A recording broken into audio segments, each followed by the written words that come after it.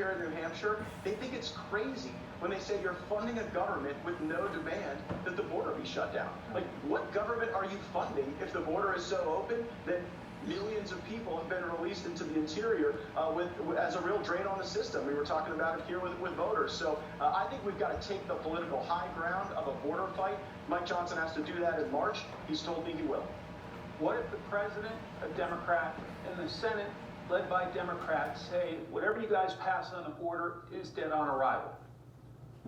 Hey, you know what? I want to live in the world where Joe Biden is trying to explain why the World War II memorial is closed, but the border is open.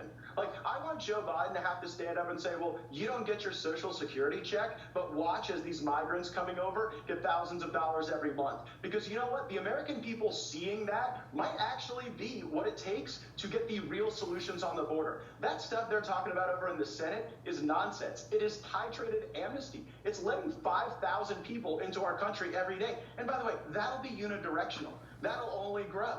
And so I think we have to take a stand. We have to break the establishment now. We have to make a demand on the border. And that is not the fight that Joe Biden thinks he is if he wants to have it with me. Is Speaker Mike Johnson's job in jeopardy? Some of your conservative colleagues are making threats.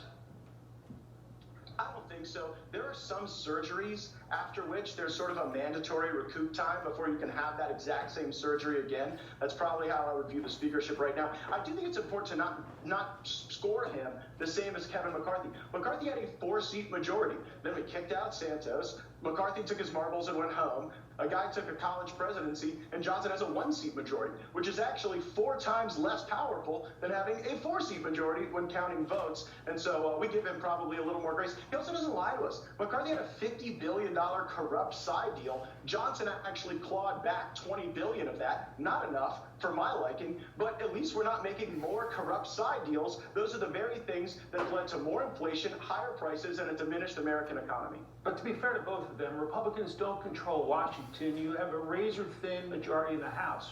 What about that?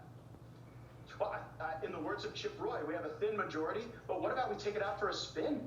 Like, what did he say we do something with it? Like, you know who could have given us these continuing resolutions? Nancy Pelosi, probably. So, yeah, it's a thin majority and a tight majority. And you know what? It may not be as operational as it should be until Donald Trump is back to inspire us with the boldness and courage that is necessary. But in the meantime, I think we'll win from districts like mine in the Florida Panhandle to districts like Mike Lawler's in New York. People are sick and tired of watching this invasion happen. And like, if you're a New York Republican, how many times do you have to watch your kids get kicked out of school so that they can house migrants before you say, you know what, I might be in a Biden 10 district, but I'm at least going to fight for the people who sent me here to represent them. That's what I'm trying to get out of my colleagues.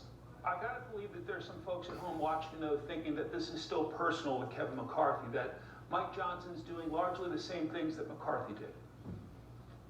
Well, I just disabused you of that, Mike, by explaining that Kevin McCarthy did $50 billion in side deals, and Mike Johnson clawed back $20 billion of that, most of which was actually out of the IRS. Taking money out of the IRS is typically something that Republican voters are in favor of. And so, yeah, while Johnson has not yet engaged the border fight that he must engage for us to keep our majority and for him to keep his job, at least he's peeling back some of the stuff that we had to deal with Kevin McCarthy. So it's not personal. If any person had a $50 billion side deal with Joe Biden and Chuck Schumer, I would view that as disqualifying to continue to lead the Republican team, no matter the size. All right, so no sign of you and Kevin McCarthy exchanging Christmas cards, Congressman Matt Gaetz? It's after Christmas. I'll send him a Valentine's Day. How about that? Fair enough. Thanks for your time. Safe travels. Yeah.